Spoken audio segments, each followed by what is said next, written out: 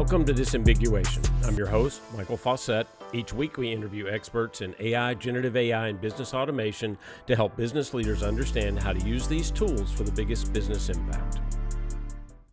In our show today, we're trying something a little new. We're going to go take a look at all of the recent AI news and discuss the impact on business.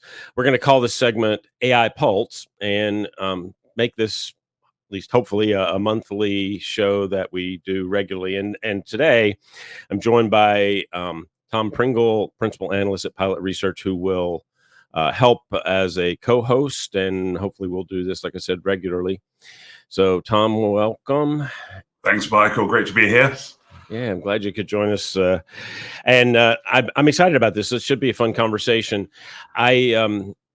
I think if this goes well, and if audience, if you like it, give us some comments and let us know. But we'd love to make this a regular show. Tom, why don't you give us a quick introduction and talk a little bit about Pilot Research and kind of what you're doing right now? Yeah, for sure. Thank you. So just real quick, for those people who I don't know, which is probably quite a lot of you, you can see my name on the screen. That's a fairly good introduction, but equally, I should probably talk about my professional background and why Michael invited me.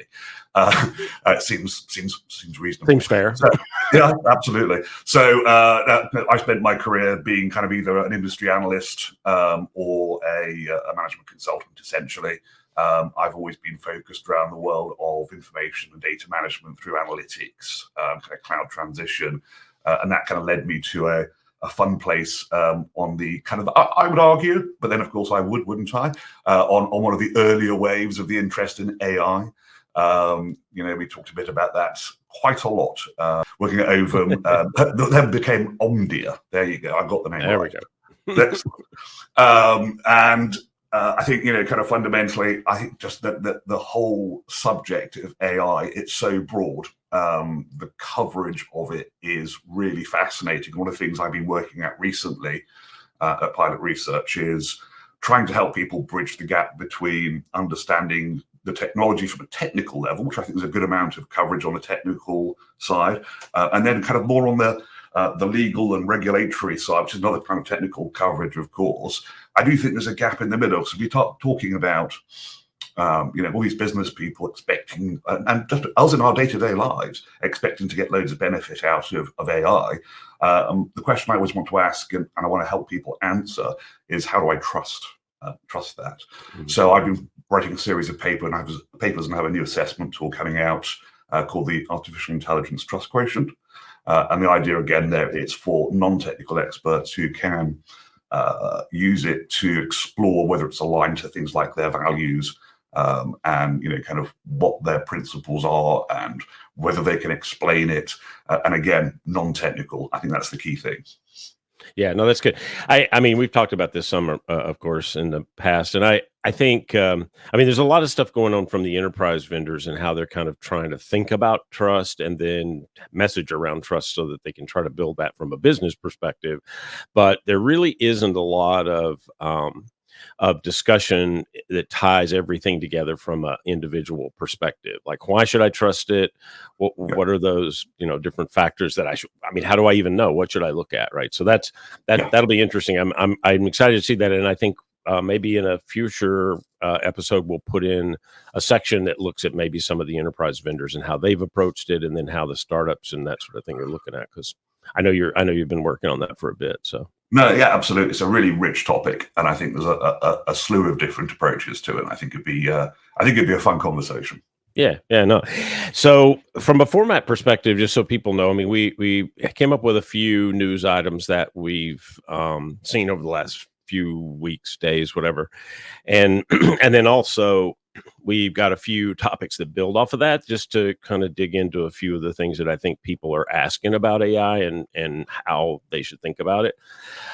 So the first one I saw this week, actually, I guess it was earlier this week, that Mistral AI, which is, a French-based startup, got a B round of funding. Now, most of us have been in startups. I've been involved in 6 of them, actually.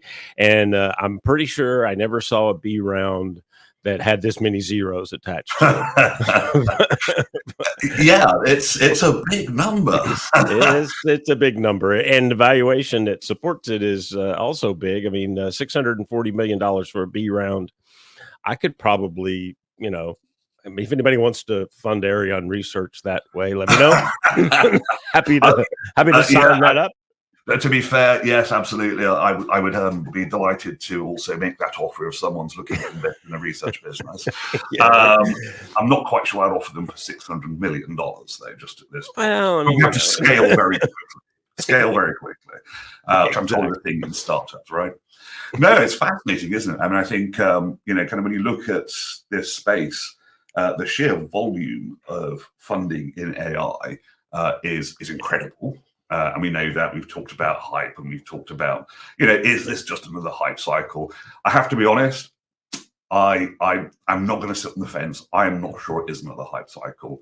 I think this is a topic and a technology that has the power to be genuinely transformational in so many different ways. And I think that's kind of that those numbers, they might be very big, but there's probably, I think, a longer term justification in there. Yeah, I mean, I don't think you're wrong, and I think that if you think about, and I'm also on the side of, I don't think this is overhyped in a general way, and particularly in Mistral's case, because they arguably are making the best open source language models, and they've also taken the approach, which I particularly like, because I've been doing some work around this, of having the different size models, so a small model, medium size, large, and those can be special purpose, which I think is really important when you think about how you're going to use that language model. And frankly, that goes back to trust and some of the other things we were talking about too. If you size correctly, get the right sort of support underneath that. So I mean, I think they're an interesting company, and obviously somebody else thought they were too at a $6 billion valuation. Yeah, exactly. I think one of the things I've been thinking a bit about is kind of the nature of this from a scale perspective. Back to scale, I'm afraid. It does feel like everything in AI is a lot bigger in terms of the sheer volume of not just the money and the focus, but the fact that when you start talking about the computing resources required, and all the different technical capabilities that go into that, and what is probably fair to say, a pretty small talent market for the kind of the really top end of AI capabilities. It kind of looks like that's sort of driving a lot of it. But I do wonder whether it runs the risk of kind of sucking the oxygen out of the room for everybody else.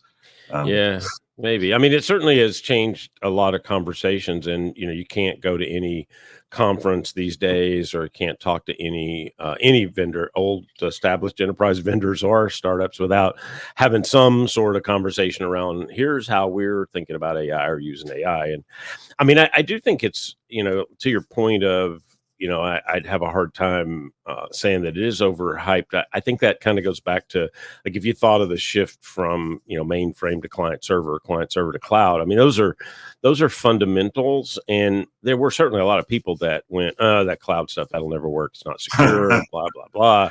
Yeah. And we know, I mean, obviously that didn't, that opinion did not win. So I mean, I think they're kind of seeing the same thing with the AI world, that we're trying to understand how the platforms shift and how it matters. But at the same time, it seems clear to me that it is a shift. Yeah, I know, 100%. And it's funny you mentioned the cloud. I think that's a great analogy. That sort of transformation to software as a service and kind of the big public cloud vendors. Although it's funny, the one argument I don't much care for, I much prefer the term utility computing, but cloud computing definitely sounds better. You laugh at this, but at the time that Salesforce started to push this, I lived in San Francisco, and I remember walking to Dreamforce from my loft, and I saw this fleet of Mini Coopers with clouds on them, and in all the bus stops there were clouds, and I'm like, what in the world is going on here? Like, I didn't figure out. And of course, after they started talking about it, I was like, I don't get this at all. Like, I understand software as a service because that makes sense, but how did the clouds get into this? Yeah, absolutely. And then we kind of went from clouds to, we talked about fog and various other sort of weather-based phenomena. Yeah, exactly. Computing at the edge and so on and so forth. But no, I think the way that Salesforce spoke a language that made perfect sense to anyone listening. So when I remember being at one Dreamforce early on, Mark Benioff was talking about, like, you're building a house, you don't build a power plant and a sewage treatment plant and so on and so forth. You're going to plug into those utilities. And that's a much smarter way of doing things. And I think the way he described that and the way his team described that was epic. And I'll be interested to see, back on topic a little bit on the AI side of things. Yes. Are we going to have a similar moment with AI? And I don't know. Obviously, don't know the answer. Yeah, I don't know, but I there is one thing you said in there that I think is really interesting that I've started to notice, and this wasn't on our topic sheet, but I'll toss this out because I've been thinking about this a bit since I was at a Zoho event last week, Zoholics, and one of the things that, because they've taken this approach that says, look, it's just AI is just needs to be a part of all the business process, systemic, right? It needs to be a part of all your business processes. So here's how we're approaching it, and they're not pricing it extra, charging units, doing all the tokens, blah blah. And interestingly enough, the other vendor, there's only one other one that I know of that's taking the same approach, and that won't surprise you. It's Oracle. Now, what's different about Zoho and Oracle than any of the other, or most of the other enterprise players? I guess you could argue Microsoft could do this, but they certainly aren't, is that they own the full stack. So when they think of scale and when they think of how they're approaching this and from a margin and cost perspective, it's different for them than it is for a company that's, buying cloud computing resources from AWS or Google or whoever. And so I think that's going to be an interesting one. Like, is it something that is like the old Intel Inside sticker? Should it just be in there, or are you going to pay extra to get the super duper Intel Inside chip? I don't know. Yeah, and exactly right. So I think it will probably depend on what the purpose of the current solution is. And I think if we're talking about something, I'm writing a piece at the moment about kind of the purpose of AI solutions, but also kind of the outcome and the scale and reach of the outcomes that they may have. Yeah. So to your Intel Inside or Xeon Inside or super duper, whatever, high-end cool CPU, I think you need to think about those kind of big scale, big impact outcomes. Yeah. The justification for something that is kind of visibly differentiated. Yeah. I think it'd be interesting. But to the other point, 100%, I think it's fascinating. I do personally believe, especially when it comes to kind of the B2B software world, that the majority of these big applications, the big established applications around CRM, for example, ERP, supply chain, so on and so forth, for me, the value for a lot of people in AI use in those will be twofold. I think it's the kind of incremental productivity benefits. Yeah. And it's long been my story. I wrote a piece about that in 2017 or 18 or something like that. But then I think the other thing is, and you talked about the full stack, I think it's really interesting because I think also with the kind of a co-pilot approach or the personal AI assistant approach, it can act like a connective tissue between different parts and capabilities of the solution. So stuff that you or I might not even know is in some big enterprise application. I mean, we say, I need to do this. And, oh, hang on a second, the AI knows about that feature, but I never did. Yeah. Well, and if you think about the past, the way we've looked at AI when it was traditional AI, we didn't think about it. Like, I didn't go, okay, I'm going to use the machine learning now. Let me click the machine learning button. No, I mean, it was just, I was lead scoring, or I was, doing some predictive model for my financials or forecasting or whatever, right? I didn't think about the fact that it was AI. So, I mean, there's some argument, I guess, around that. Well, so that brings me actually to another topic that I think is related to this. When you think about what big vendors are doing, the one big vendor that's been, up until now at least, extremely quiet when it came to the AI conversation were our friends at Apple. And of course, this week at Worldwide Developer Conference, they made a bunch of announcements about how they're going to build in AI into the different product lines, and particularly how it starts to operate with iOS and with the Mac OS. Adding things into some of the applications to give them cooler features and different sort of privacy and security. I mean, all the things that you would expect from Apple. And maybe the one that I think is very interesting, and kind of the way they did it's interesting too, is the tie into their assistant Siri, which has never been particularly useful in the past. I mean, at least I never thought it was. I know some people probably did, but I mean, having that tied in, and then underneath that, the one thing that jumped out to me, and I was just interested to see what you think about this, is that idea that I'll have local AI in my phone or in my iPad that functions underneath Siri to do and make it, significantly improved, which, yay, that's definitely needed. But also the capability for me to go, okay, I need some real horsepower. So for this task, I'm going to authorize you to go to OpenAI's, ChatGPT and pull out that additional information, but it's it's a choice, and that gives the owner of the phone the opportunity to protect themselves. And at the same time, Apple's built in a lot of protections around the own device piece. Now, how much own device piece can do, I don't know yet. I mean, I guess we'll see, but I'm just curious what you think about that. Yeah, I think it's absolutely fascinating. I mean, I barely noticed any announcements. My newsfeed certainly wasn't completely flooded with Apple intelligence. I think it's absolutely fascinating. I think, kudos Apple with the focus, like you were saying, about on-device, the kind of privacy-first approach, the ability to kind of run on the device versus out somebody else's model. But then, my understanding, and it's not perfect, I was reading one of the notes that came out on this, was that they'll have their own cloud infrastructure. So how the other large language models fit into that, I don't know the answer, but I'd be curious to see how that kind of pans out. So I think, and exactly, Siri, right?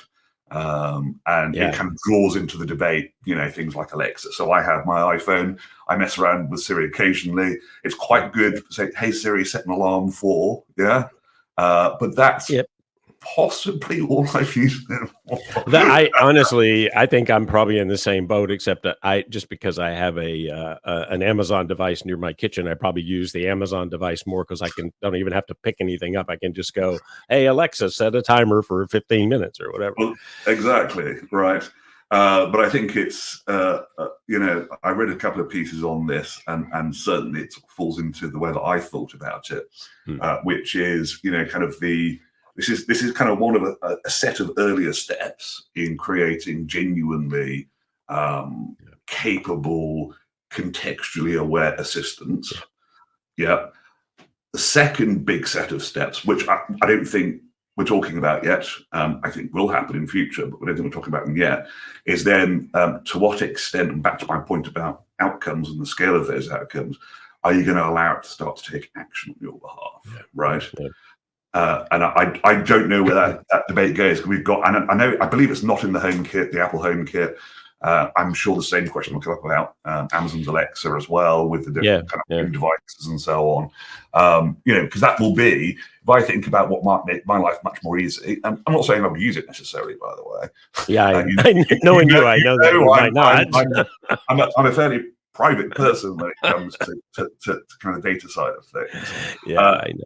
But the idea, someone gave a very good example, which was like, I walk into my house, I say, oh gosh, it's cold, and I need to go out and get something else. And I'm talking to the machine, it's put the heating on, it's locked the car, it knows you have to go pick up your parents the next day at the airport, so it's going to charge your car for you. All of those cool things, I think, are where this ultimately could get to. But I'm no doomsayer. It does make me a little nervous. I can't lie. Well, I mean, that's fair. It's fair. One thing you said, I want to make sure that I highlight, though, because I was going to mention this before. The one thing that interesting that I think they have done that is extremely important, and most people maybe hadn't thought about so much, but this ends up being important for Gen AI across almost every application, is context. And this is something that used to drive me crazy about Siri. Like, that's probably why I talked myself out of using it, because you would ask a question, and then you would ask a follow-up question, and it didn't know you asked the first question. So there was no context. And that's just really frustrating, right? Because why do I have to keep, it's just like calling a customer service agent and being transferred around to 4 different people. And every time you have to tell the whole story again. Like, can I just record this and play it back for you? Like, come on. but I mean, I think that's an interesting point they mentioned. And I think that's really an important point. But I'm kind of wondering about the bigger impact. And, I've been a little bit well, I mean, I always am more adventurous about trying things, right? And I've been trying a couple of these AI devices, and I tried the Humane AI pin, and it's a beautiful, useless thing. I mean, the design is gorgeous, right? It just doesn't do anything. And then I got this. I don't know if you recognize my little orange friend here. Isn't this the rabbit? Yeah, that's the rabbit. And I mean, and you can see it's with me. The Humane AI pin is not with me. It is, I don't know, on a charger somewhere, I guess. But this thing has some interesting capabilities. But I guess I wonder a couple things about that, though, because of Apple's announcements. Like, do I want another device, or do I want this to be my AI device? And could it be my AI device? It's a fascinating question, and I've given this a lot of thought, and it hasn't necessarily resulted in a conclusion, because I've always, I'm a big science fiction fan, like you are, and there's all these various futures where people have, from little earpieces to kind of mixed reality, augmented reality, kind of holographic, whatever interfaces. I think it's funny, actually. It's probably a slightly sideways answer. I think one of the things that will keep us attached to our phones is the cameras. Yeah. And I think I just, the ability, and until the technology moves on to a point at which we don't rely on these big screens and to manipulate stuff. I mean, back to the AI again, we can touch up our appearance or whatever. I think that will keep us anchored. And the question then, I suppose, is it a bit more like kind of the dynamic between a smartwatch and a phone? So I've got something that's connected, but I still have my millions of cameras on the back because well, and I mean, me, I'm a photographer, so I always have more cameras laying around. And even this thing has a camera of sorts. It ain't the best camera I've ever used, by the way, but it is a camera.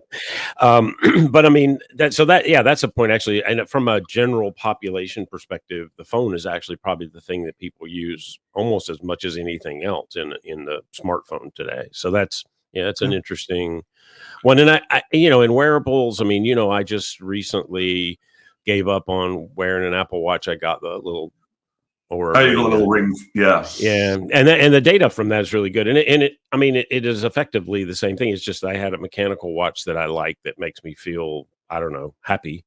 So I did that. But I'm not wearing that other thing that buzzes on my wrist every time my phone buzzes. And also Siri tells me in my AirPods when I'm walking around, tells me the same thing on that too. But the point is, like, is the phone the hub still, and would it be the hub? And then are the others just, the one thing I was excited about, and I pre-ordered, I guess, is another AI device that's coming out this fall that is basically AirPods that are have a camera and they're connected to a large language model, and they're they can see, they have context, blah blah, all those kind of interesting things. But I mean, honestly, if the phone and the AirPods did the same thing, I'm probably not going to not take my phone somewhere. So I don't know. Is that just as good? Well, I honestly, I think, it's a really tough question, and it will come down to personal preference, right? So the other way I would think about it is, we sort of seen people talking about, walking around airports wearing an Apple Vision Pro, and some people were willing to do that. Fair enough, good for them. That's their choice. I mean, some people wore Google glasses too, but indeed, and we make fun of them. I'm not sure just yet that I'd be willing to wear an Apple Pro around whatever they're called, around the airport or on the plane.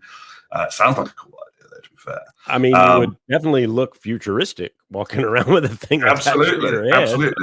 I'm not sure I've ever been accused of being futuristic, but then it's just interesting though, because I think in the same way, kind of the preference thing, I think the nature, and I've talked a bit about this in the past, we had this whole all computers generic, we're going to just use more and more processors and scale out and create.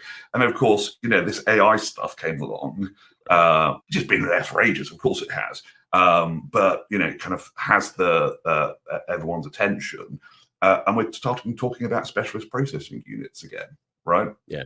And it's fascinating because I think, this will have capabilities that this little earpiece or whatever might not have. Kind of the connection between the two, and a little bit like the idea of having a model run on your phone versus in the cloud on a server is, kind of what's the use case and what's the preference that goes with it.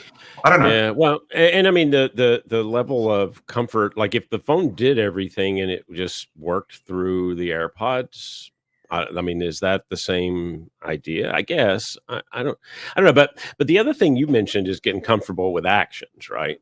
Mm-hmm. And this the difference in this little orange friend and the Humane AI pen and others is this is not built on a large language model. It's built on a large action model.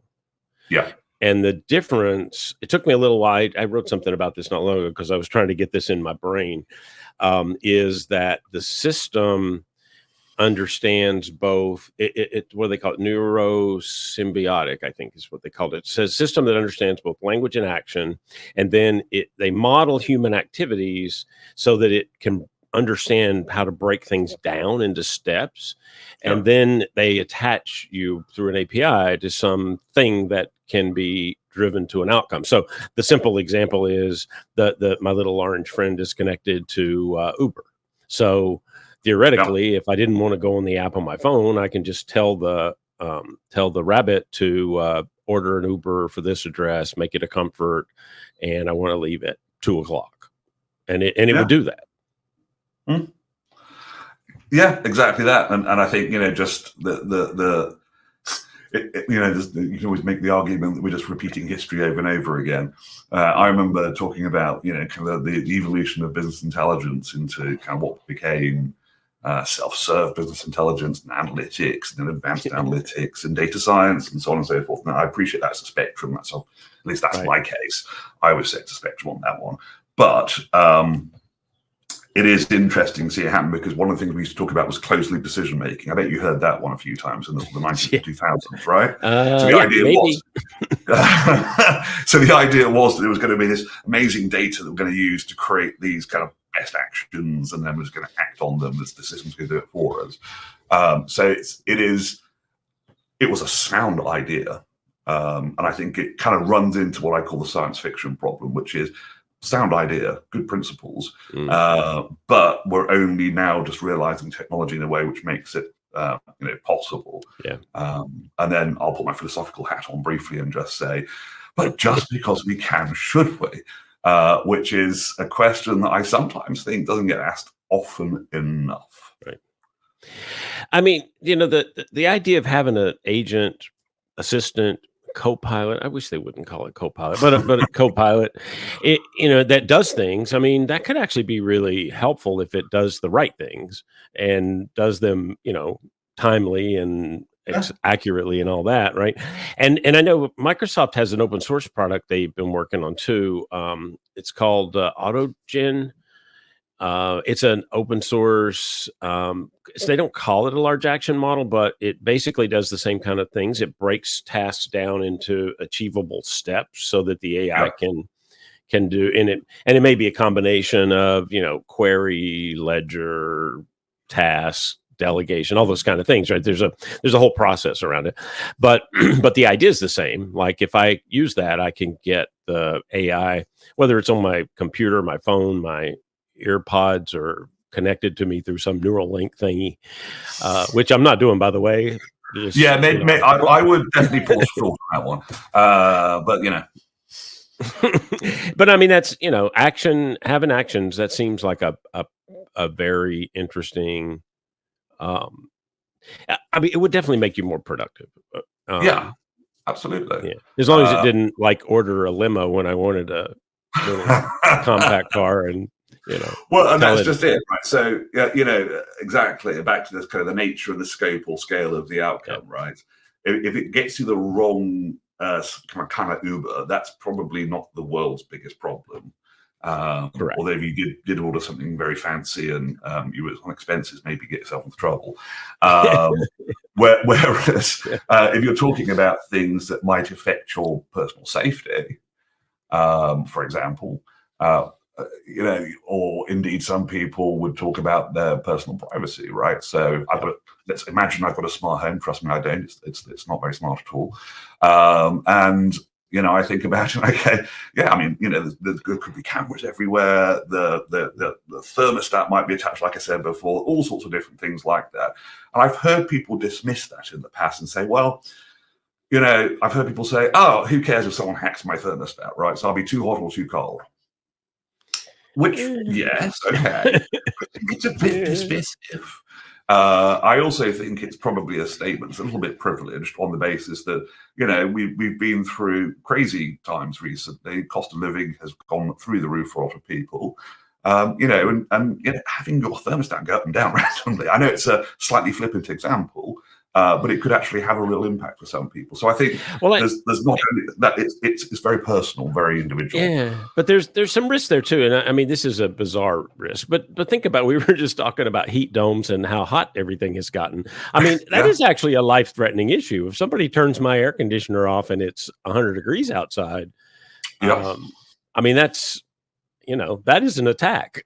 And it could be, in some areas that could be, and for certain people, that's a deadly attack.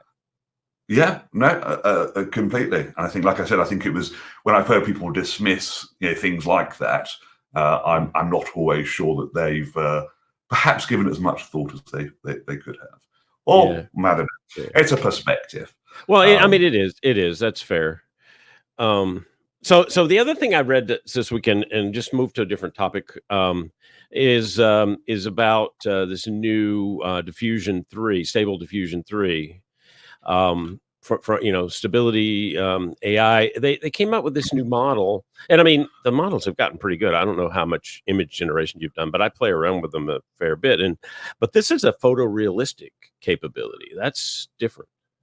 I mean, so this is the one thing I didn't see an awful lot on, and I'm following this conversation. I actually began checking it out.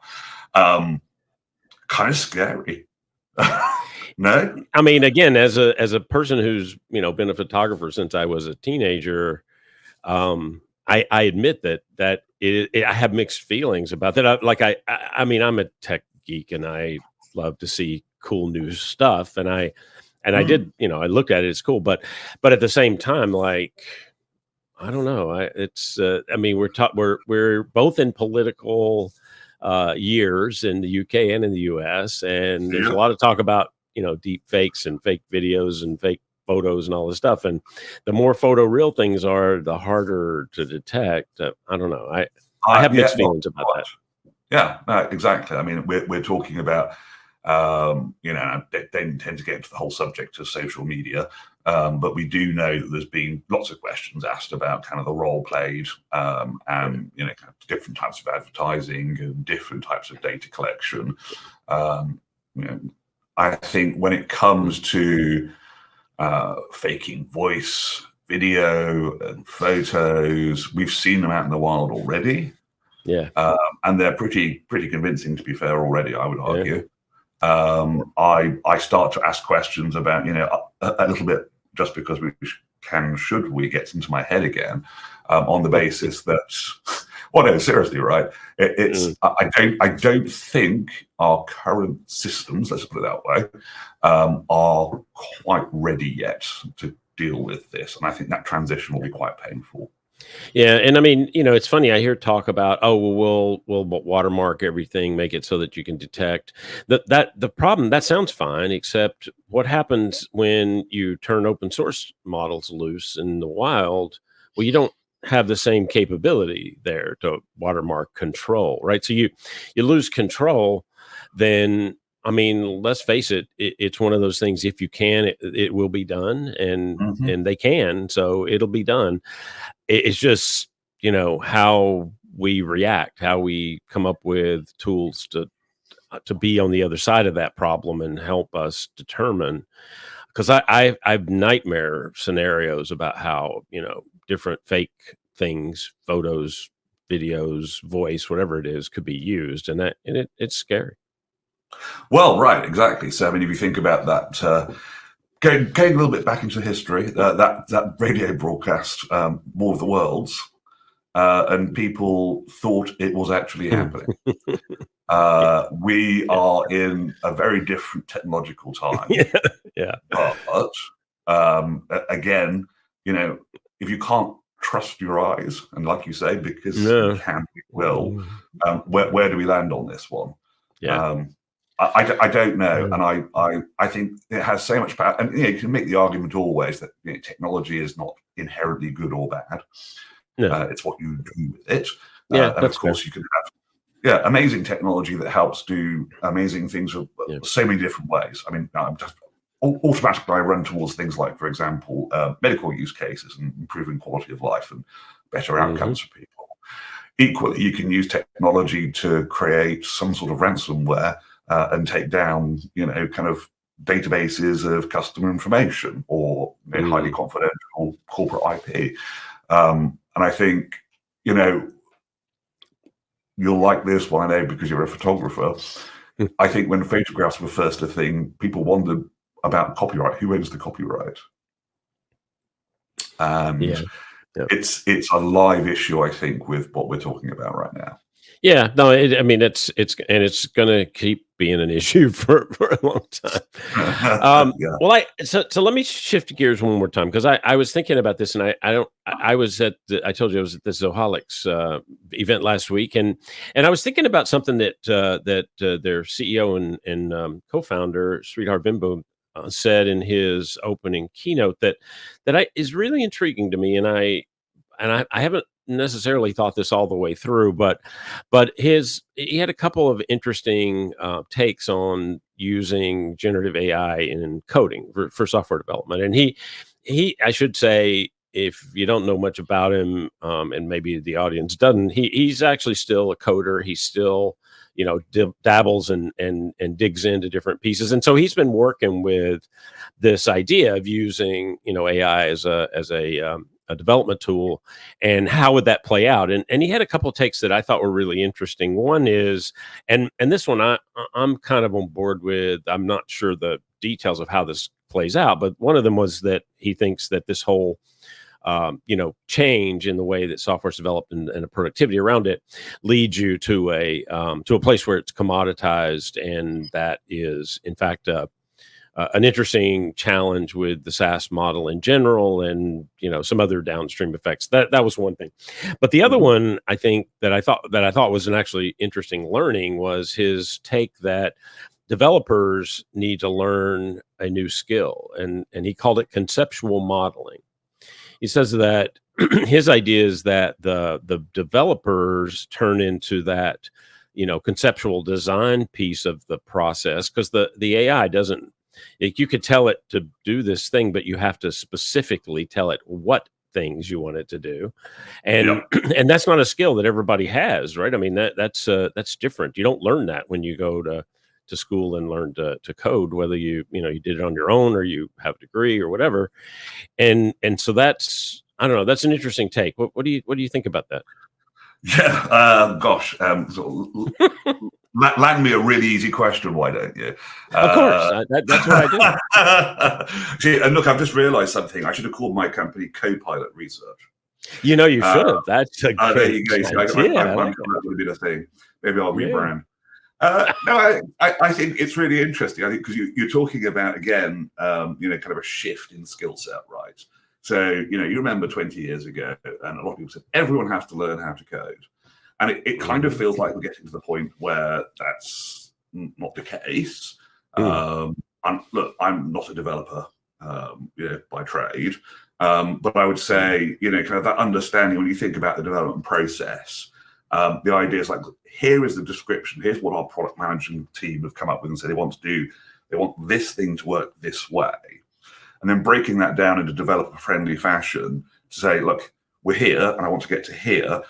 And from a code perspective, I'm happy to use this model to do that. And then kind of go through the different review steps and stuff like that.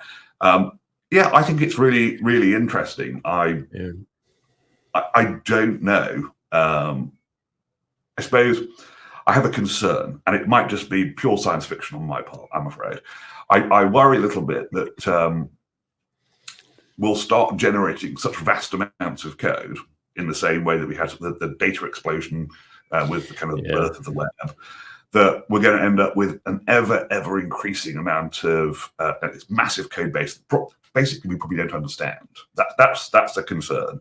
And secondly, because we can throw so much compute at it, we're going to kind of say, well, we can brute force our way through this code. It might not be, ideal, but then it's just kind of, it starts to build on itself, and you end up with this kind of thing that they will really understand.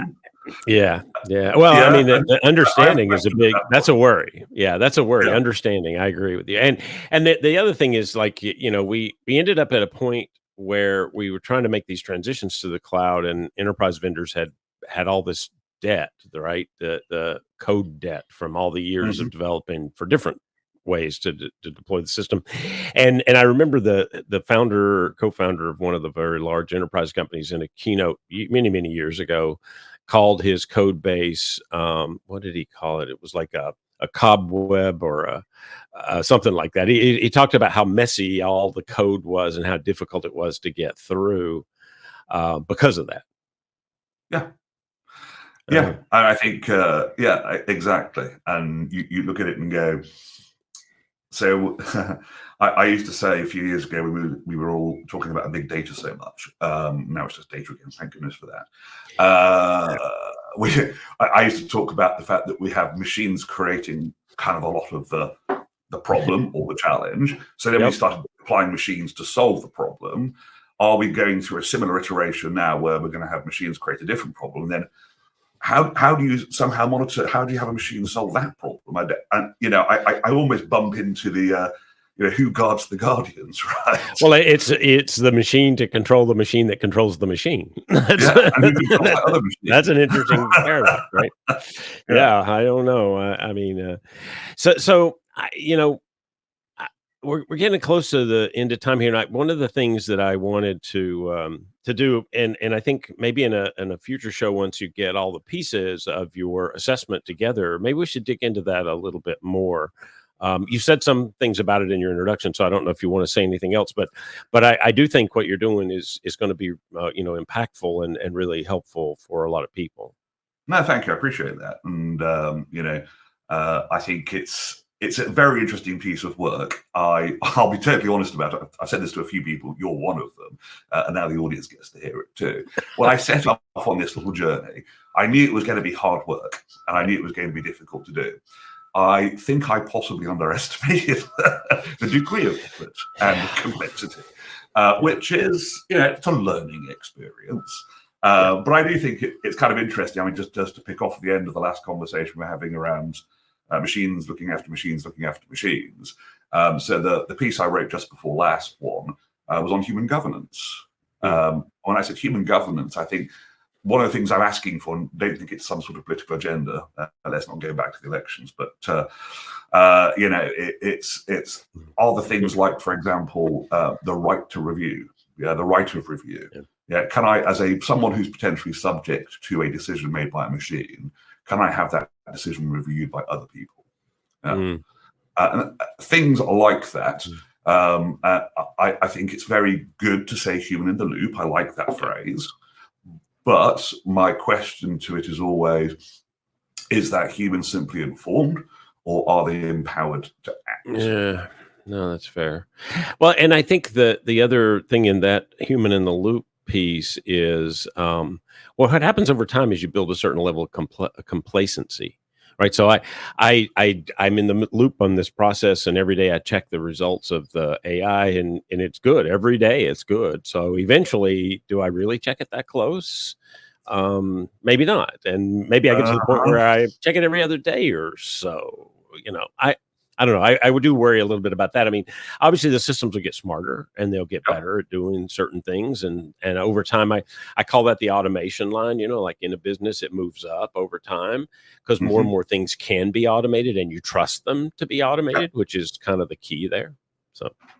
Yeah, exactly that. And I guess right at the heart of it, which is, to what extent can we trust it, and to what extent should we trust it? I think, we'll talk about it more, I'm sure. I think it's that ongoing oversight and governance that's important. Because it's not like I'm going to set this off into the wild, and it's going to be absolutely fine forever and ever. And that's obviously not going to be true. Things will change. Which means that maintenance is necessary. Well, especially when we're dealing with technology that learns and gets smarter. Well, quite right. Indeed. I mean, do you ever get the feeling, Michael? Do you ever get the feeling we're just going to scratching the surface on this at the moment? We are. I mean, it's exciting. Think about what the last 18 months have done to the tech world. It's kind of crazy. It's incredible. It's genuinely incredible. And I think, what's that line about? It's a curse to live in interesting times. It is a very interesting, and I give you one last thing, and then we probably should look for a ending here. But I was reading something the other day, and you get a kick out of this. The latest interesting AI news was that somebody has launched a Miss AI contest. So rather than like Miss USA or whatever, Teen USA or whatever they do now, they're going to have who has the best Miss AI avatar, and somebody's going to judge that. I don't know who, but somebody's going to judge. Now, I mean, maybe you and I should judge that. I don't know, but I'm going to pass politely. Fair. Yeah, I mean, right. I think it sort of speaks to another issue, really, isn't it? I mean, we talk about. We've talked a bit about kind of things like technology addiction in the past. We've talked about, for example, gaming addiction, and that's a real thing. I do. Again, you'll hear me say this. You're used to me saying this a lot. I worry about this stuff, and I worry that perhaps kind of we end up in a situation like in that film, the Ready Player One, and it's that wonderful virtual world, right? And in the end, they decide that for a couple of days a week, they basically switch it off. And I think, kind of where technology helps bring people closer together and keeps them connected and provides them communities of interest and identification, or so all different things like that. That's fantastic. Right. I think with some of this technology, I worry a little bit that we're maybe driving a wedge in some of those connections. Yeah. And that for me is just something I think we all need to be mindful of. No, it's fair. It's a fair point. I think, obviously things are changing fast, and it is, definitely hard to keep up. I think this was fun, obviously, and I think this is a great addition. So, if you're amenable to it, Tom, I think you and I co-hosting a monthly AI Pulse episode would be fun, and we'll see how the audience takes to that. But so I think this is going to be an interesting piece, and it's fun to do something a little different than my regular interview show, which is fun, and I enjoy that, and I've certainly learned a lot. But anyway, so thanks very much, Tom, for joining, and thank all of you for joining us today. Really, really fun episode. Yeah, it was a real pleasure. Thank you so much. And that's the show for this week. Thank you all for joining. Remember to hit that subscribe button. And for more on AI and other software research reports and posts, check out the arionresearch.com/blog and /research reports. And don't forget to join us next week. I'm Michael Fawcett, and this is the Disambiguation Podcast.